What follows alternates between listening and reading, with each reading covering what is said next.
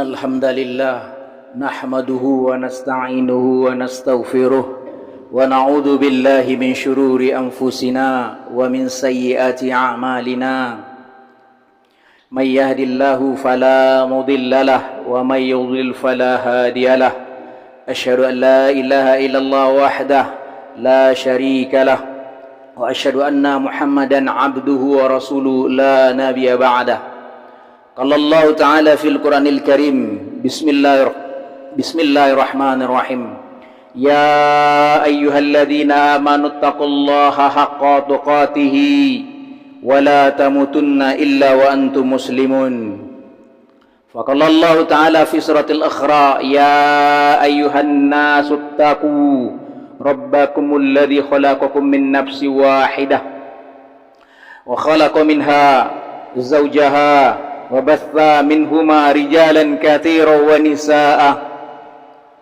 واتقوا الله الذي تساءلون به والأرحام إن الله كان عليكم رقيبا وقال الله تعالى في سورة الإسراء يا أيها الذين آمنوا وقولوا قولا سديدا يصلح لكم أعمالكم ويغفر لكم ذنوبكم ومن يطع الله ورسوله فقد فاز فوزا عظيما أما بعد فإن أصدق الحديث كتاب الله وخير هدي هدى محمد صلى الله عليه وسلم وشر الأمور محدثاتها وكل محدثة بدعة وكل بدعة ضلالة وكل ضلالة في النار يا أيها الحاضرون jamaah salat Jumat rahimakumullah.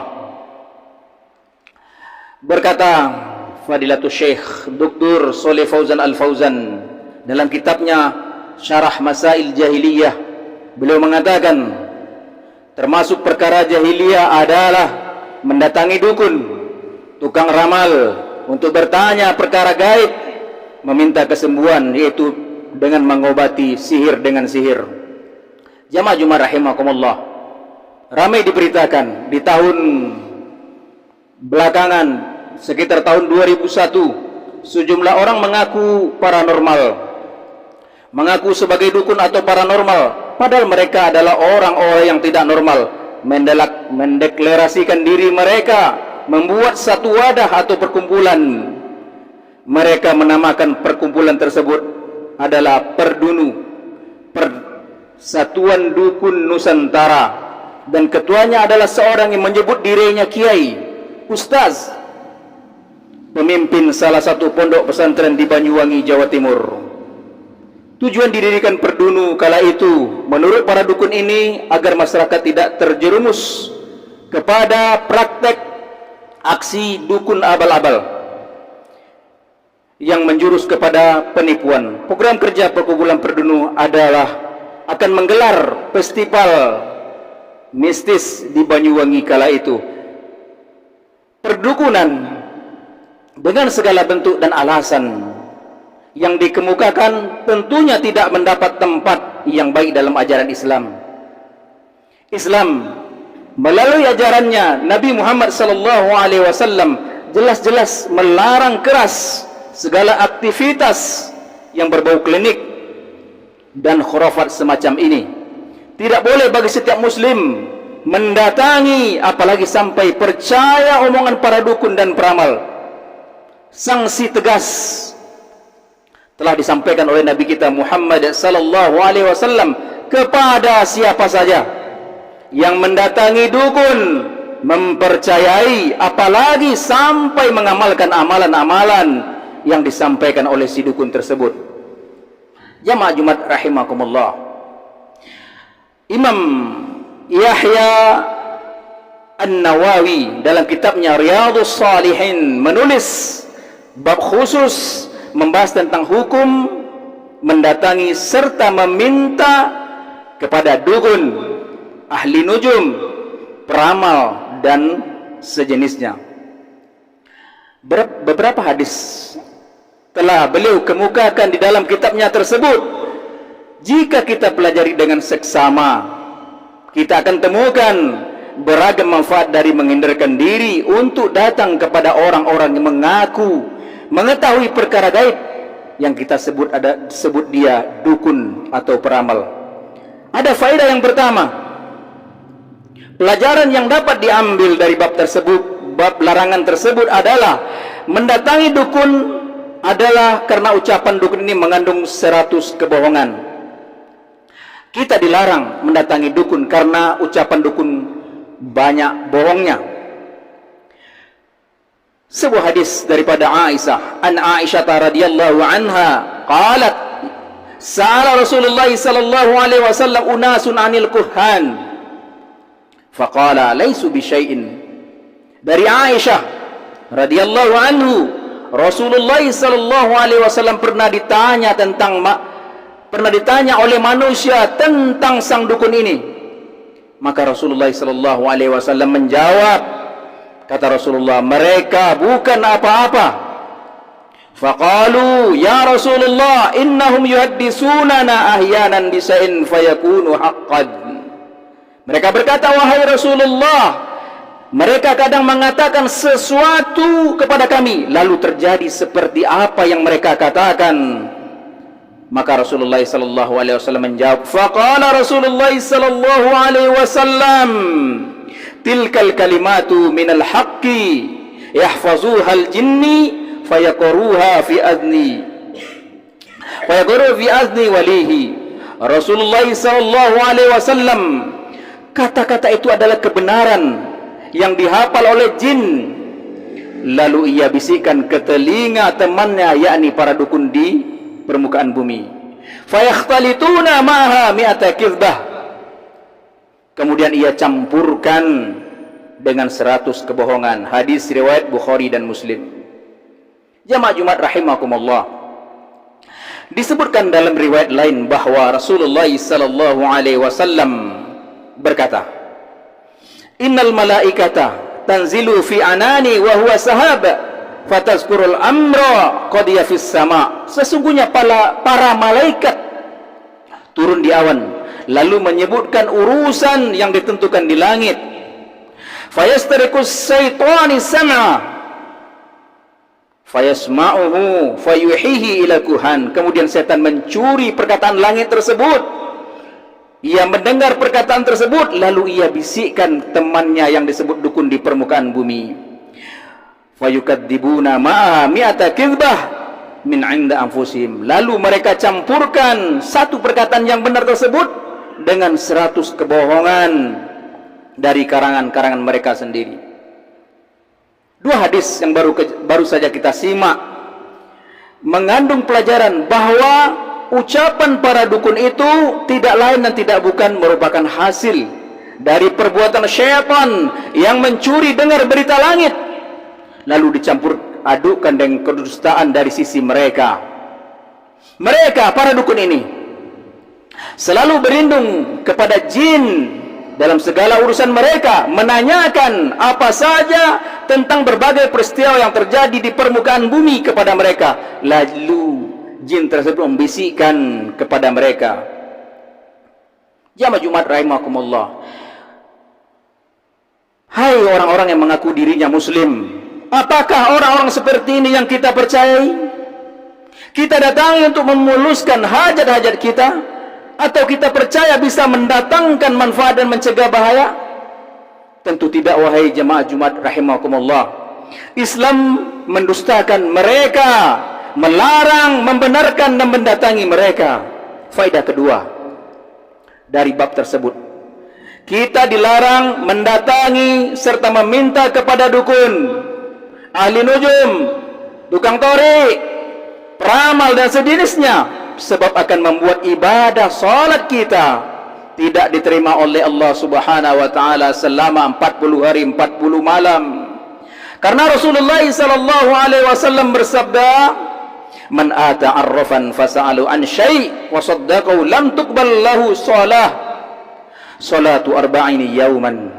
Barang siapa yang mendatangi dukun atau peramal lalu bertanya sesuatu kepadanya serta membenarkannya, maka solatnya tidak diterima oleh Allah Subhanahu wa taala selama 40 hari 40 malam. Hadis riwayat Muslim. Hadis ini menjadi pelajaran sangat berharga bagi kita untuk tidak coba-coba mendatangi dukun atau peramal atau tukang tori, apalagi membenarkannya. Sanksinya jelas. Salat kita selama 40 hari tidak diterima oleh Allah Subhanahu wa taala. Padahal pada dasarnya salat yang kita kerjakan digambarkan oleh Rasulullah sallallahu alaihi wasallam dalam ceramahnya pada satu kesempatan dari Abu Hurairah radhiyallahu anhu. Rasulullah sallallahu alaihi wasallam bersabda, "Ara'aitum law anna nahran bi babin ahadikum yaktasilu fihi kulla yawmin khamsan?" Tahukah kalian, seandainya ada sebuah sungai di dekat pintu salah satu di antara kalian, lalu kalian mandi dari air tersebut setiap hari 5 kali sehari, ma taqulu dzali yubki min darihi, apakah akan tersisa kotoran? Apakah akan tersisa kotorannya walaupun sedikit? Qalu, kemudian mereka berkata, la yubki min daronihi syai'a. Para sahabat menjawab, tidak akan tersisa sedikit pun kotorannya. Qala, kemudian Rasulullah sallallahu alaihi wasallam bersabda, fadzalika mislu salawatil khamsi yamhullahu bihal khataya. Maka begitulah perumpamaan salat 5 waktu, dengannya Allah menghapuskan dosa-dosa kita. Gambaran ini menunjukkan kepada kita, ketika kita sholat, diri kita dibersihkan dan disucikan dari berbagai perbuatan buruk yang pernah kita lakukan. Maka alangkah ruginya seorang yang belum tahu, yang tidak tahu apakah sholatnya diterima oleh Allah ataukah tidak.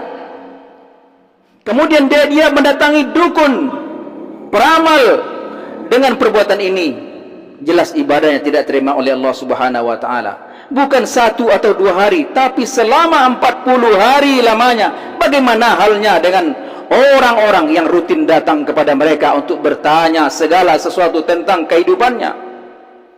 Sungguh malang nasibnya, menjadi orang yang rugi di dunia.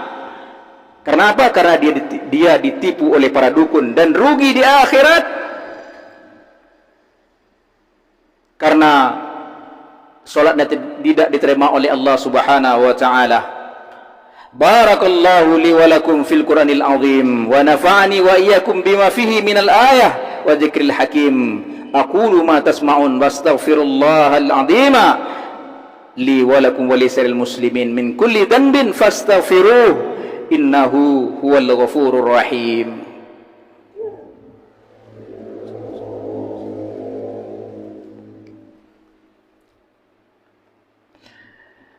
Alhamdulillah, alhamdulillahi hamdan katsiran thayyiban mubarakan fih kama yuhibbu rabbuna wa yardah. Allahumma salli wa sallim ala nabiyyina Muhammad wa ala alihi wa sahbihi ajma'in, amma ba'du. Ya ayyuhal hadirun jamaah salat Jumat rahimakumullah. Satu lagi hadis daripada Rasulullah sallallahu alaihi wasallam yang diriwayatkan oleh Imam Al-Bazzar dengan sanad jayyid. Apa kata Rasulullah?